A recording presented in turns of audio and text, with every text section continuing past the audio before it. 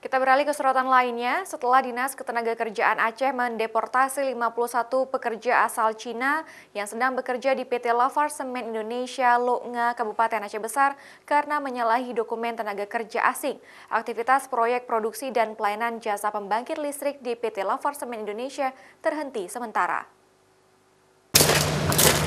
51 tenaga kerja asing dari Cina yang sedang bekerja di lingkungan PT Lafarge Semen Indonesia, Loknga Kabupaten Aceh Besar terpaksa dipulangkan oleh perusahaan pihak ketiga PT Lafarge Semen Indonesia ke negara asal karena pekerjaan yang ditangani tenaga kerja asing itu tidak sesuai dengan dokumen administrasi kontrak kerja.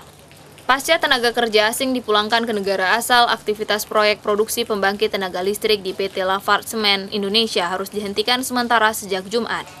Untuk menggantikan tenaga kerja pada proyek produksi pembangkit tenaga listrik tersebut, PT Lafarge Semen Indonesia atau PT LCI sementara harus merekrut tenaga kerja lokal sehingga proyek produksi pembangkit tenaga listrik itu dapat kembali dilaksanakan. Terus memastikan bahwasannya izin kerja itu segera didapatkan, segera direvisi, ya. Kita monitor kontraktornya dan semoga bisa segera dengan bantuan juga dari dinas-dinas terkait. Ya, pastinya kita memanfaatkan pihak lokal, ya. Humas PT Lafarge Semen Indonesia mengaku tidak mengetahui adanya dokumen tenaga kerja asing yang selama ini bekerja di bawah kontraktor pihak ketiga tersebut, karena menyangkut untuk ketenaga kerjaan asing itu sepenuhnya merupakan tanggung jawab pihak ketiga.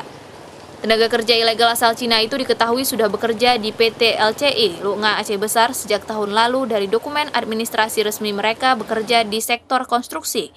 Namun saat disidak pekerja asing tersebut seluruhnya bekerja di bidang produksi dan jasa. Raja Umar, Kompas TV, Banda Aceh.